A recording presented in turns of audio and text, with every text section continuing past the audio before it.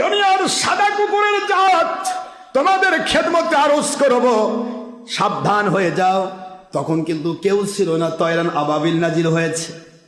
আজকে তোমরা মনে করেছো হামাসকে ধ্বংস করলেই বোধহয় আমরা বাইতুল মুকাদ্দাস দখল করতে পারবো। রে আব্রাহার বাহিনী সাদা কুকুর, সাবধান সাবধান হয়ে যাও।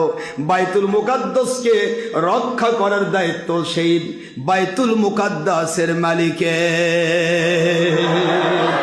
ওই ফিলিস্তিনের বুকে আজও রুহানিয়াতের পাওয়ার সমৃদ্ধ আল্লাহর ওলিরা রয়েছে রে। ওদের উপরে যদি একটা বোমার হিট হয়, এই হিটটাই হবে তোমাদের পতনের কারণ আর খেলাফতের ইমাম মাহদী নাজিল হওয়ার কারণ।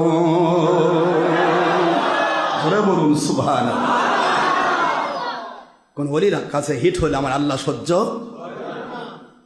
জালেমকে মেরে ফেললে আল্লাহ দেখে না। মার, এরাও জালেম তোরাও জালেম, দে বসান দে, জালেমে জানে মর। আর মাজলুম যখন কেউ হয়, আল্লাহ পাক বলেন আমি তোমার সাথে, চুপ করে থাকো, দেখো আমি কি করি।